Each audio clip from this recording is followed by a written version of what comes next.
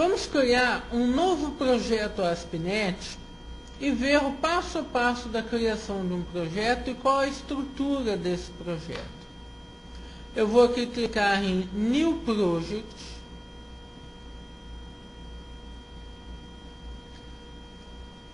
Ele me abre a janela de criação de um novo projeto. Aqui eu posso escolher a linguagem que eu vou criar este novo projeto. Vou usar VBNet.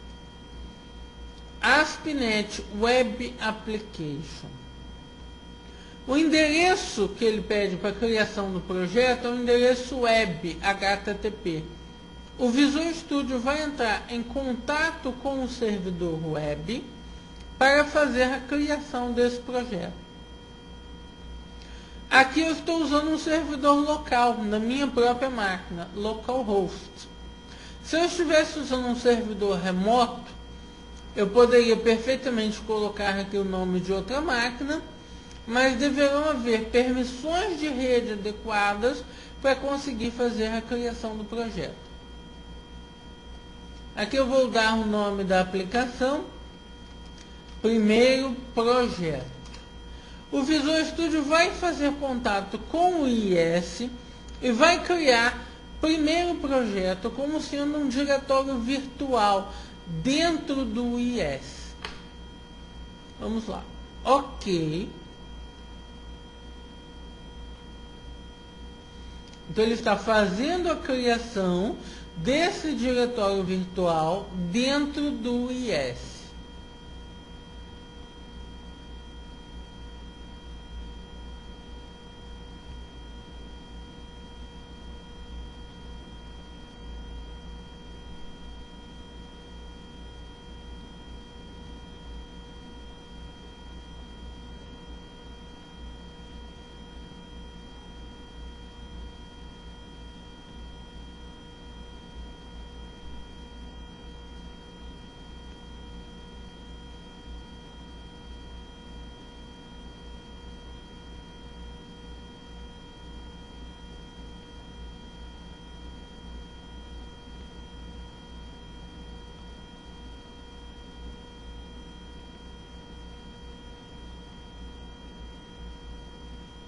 Aí está nosso projeto, primeiro projeto.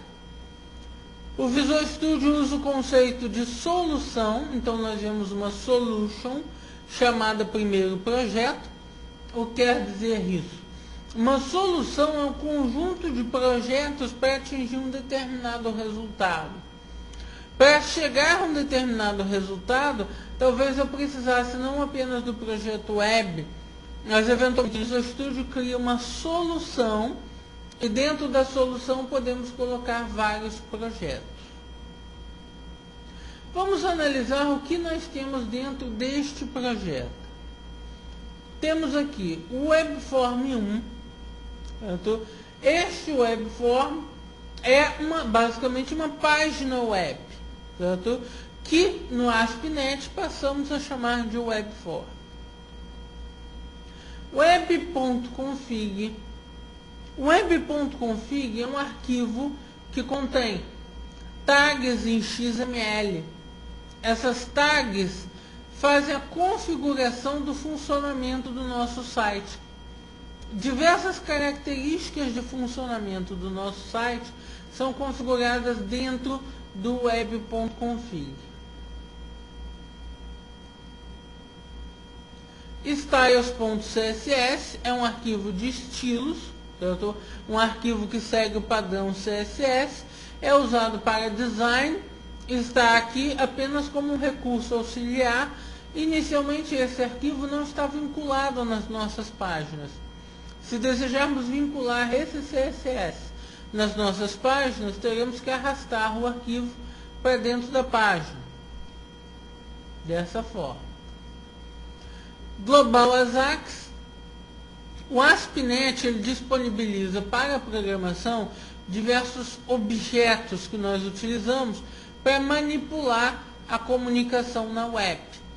E alguns desses objetos têm eventos, algo que pode acontecer durante a comunicação. Eventos que podem acontecer durante a comunicação na web. E esses eventos são tratados pelo Global ASACS. No Global ASACS nós encontramos a possibilidade de programar vários eventos dos objetos do ASP.NET. Ok, então temos aqui um webform. Eu vou inserir aqui nesse webform um componente, por exemplo, uma testbox. Eu uso o toolbox para fazer a inserção, uma testbox, um botão. Agora vamos observar o que está acontecendo por trás desse formulário. Vamos ver o HTML. O Visual Studio não gerou um simples HTML. O Visual Studio gerou tags específicas do ASP.NET. ASP:*testbox, ASP:*button. Essas tags são chamadas no ASP.NET de Web Controls. Os Web Controls controlam a geração do HTML para o cliente. Isso evita que tenhamos que ficar nos preocupando constantemente com o HTML que vai ser gerado para o cliente. Podemos simplesmente manipular os Web Controls e os Web Controls vão fazer a geração do HTML para o cliente. Digamos que eu queira programar esse botão. Vou dar um duplo clique no botão. O ASP.NET, o Visual Studio aqui, ele abriu um arquivo totalmente diferente. Abriu um arquivo com a extensão .vb. Nós estávamos antes no arquivo webform1.aspx e o Visual Studio abriu o arquivo webform1.aspx.vb. Que arquivo é esse? Bem, primeiramente, esse arquivo não está aqui no Solution Explorer. Então, de onde ele veio? Na verdade, esse arquivo está, mas está oculto. Se clicarmos no botão Show All Files do Solution Explorer, vamos então visualizar os arquivos ocultos e vemos o arquivo .vb. Este arquivo .vb é o que é chamado de Code Behind do nosso webform. Code Behind é uma técnica de separarmos completamente o arquivo de tags, que é o arquivo ASPX, do arquivo de código, que é o arquivo .vb. Então as tags ficam completamente separadas do código. Usar ou não usar Code Behind no ASP.NET é opcional. Mas o Visual Studio, por default, trabalha usando o Code Behind. Se tentarmos usar o Visual Studio sem o Code Behind, vamos perder boa parte das funcionalidades de desenvolvimento do Visual Studio. Então, vamos usar o Code Behind. Mas ficam dúvidas ainda. Por exemplo, aqui neste .vb, o que liga esse arquivo .vb ao arquivo de tags? Qual é a ligação dos dois? Vamos observar que esse arquivo .vb ele é uma classe chamada webform1. Essa classe webform1 herda características da classe page, que é uma classe pertencente ao framework.NET. Essa herança faz com que essa classe webform1 seja uma página. Essa classe é basicamente uma página web. Ok, mas e a ligação entre os dois arquivos? Vamos dar uma olhada no HTML. Aqui no topo das tags temos uma tag @page. Nessa tag temos a palavra-chave Code Behind. Code Behind webform1 aspx.vb. Isso liga os dois arquivos, mas ainda não explica qual vai ser a relação em termos de processamento entre essas tags e a classe que está dentro do Code Behind. Aí temos a tag seguinte, inherits, primeiro projeto, .webform1. Para o ASP.NET, esse arquivo de tags é uma classe. Para o ASP.NET, isso é uma classe. E essa classe, definida por esse arquivo de tags, herda características da classe que está no code behind, que por sua vez herdou características da classe page pertencente ao framework.NET. Então temos uma relação de herança entre as tags do ASP.X e a página que está no code behind. Essa relação de herança é importante no uso de determinados recursos do ASP.NET. É importante sempre lembrarmos que essa relação de herança existe. Aqui no code behind foi criada uma área chamada Webform Designer Generated Code. São trechos de código gerados automaticamente a partir do momento que nós manipulamos o webform pelo design gráfico dele. Vamos abrir esse código, ver o que foi gerado. Aqui dentro nós descobrimos que a testbox 1 e o botão que nós definimos aqui no design foram declarados no code behind. Foram declarados como sendo classes do framework.NET. Isso vai permitir que nós manipulemos esses objetos diretamente no código. Eu posso aqui jogar um label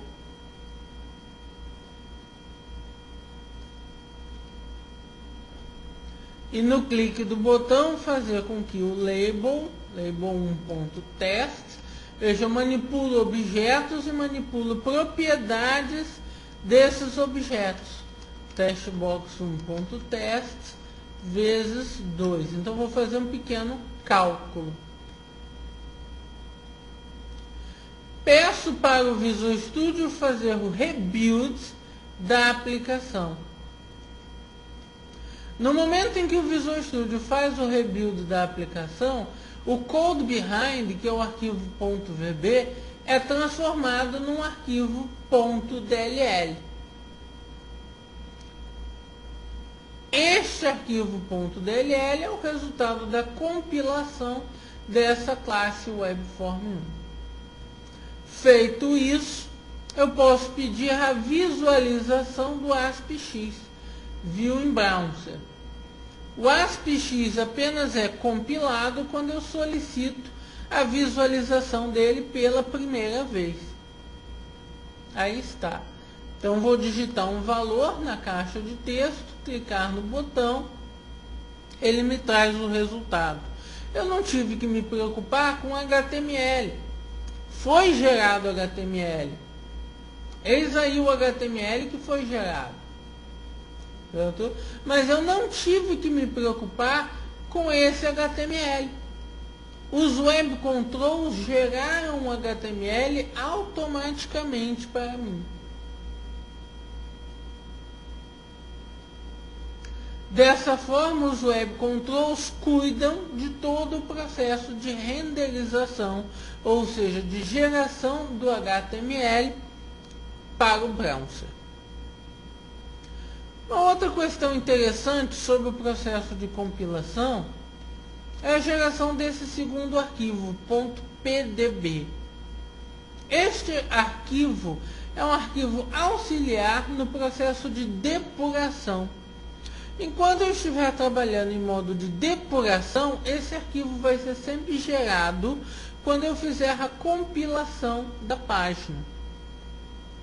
O que determina que eu estou trabalhando em modo de depuração é essa configuração do Visual Studio, como debug. O modo de depuração permite que eu veja mensagens de erro detalhadas e que eu faça a depuração passo a passo, mas gera perda de performance. Então, quando eu terminar de criar meu site, eu posso apagar esse arquivo PDB e mudar a execução para o modo release. Então, mesmo executando a página em modo release, o arquivo PDB não é gerado novamente. O arquivo PDB apenas é gerado quando executamos o modo de debug. E aqui vemos a nossa página bem simplesinha dentro do browser. Os web controls geram o HTML que o browser visualiza.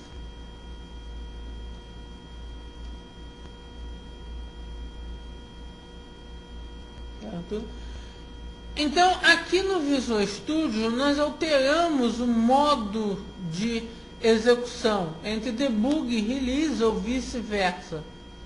Porém, o Visual Studio apenas controla o processo de compilação dos arquivos de code behind, os arquivos .vb. O Visual Studio não controla o processo de compilação do ASPX. Então, o que determina se o ASPX vai ser compilado em modo de debug ou em modo de release? O que determina isso é a configuração do web.config. No web.config, nós temos uma tag compilation. Nessa tag compilation, nós temos o atributo debug como true. Isso determina se a compilação do ASPX vai ser feita em modo de debug ou em modo de release. Observando que o ASPX é compilado pelo próprio ASP.NET no momento em que o ASPX é chamado pela primeira vez pelo browser. Então, se desejamos trocar o modo de compilação de debug para release ou vice-versa, temos sempre que lembrar que numa aplicação web devemos mudar essa configuração em 2 lugares diferentes. Essa configuração deve ser mudada no Visual Studio e deve ser mudada também no web.config. Vamos executar novamente a página.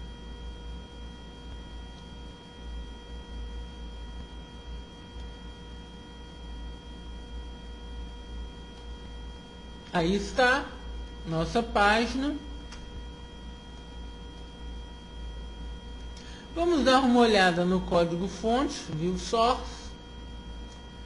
Temos aqui o HTML gerado para a caixa de texto, para o label, para o botão. Nós temos também um campo oculto, chamado viewState, codificado de forma que nós não podemos entender o conteúdo desse campo oculto. Esse campo oculto é gerado para que os web controls possam guardar informações.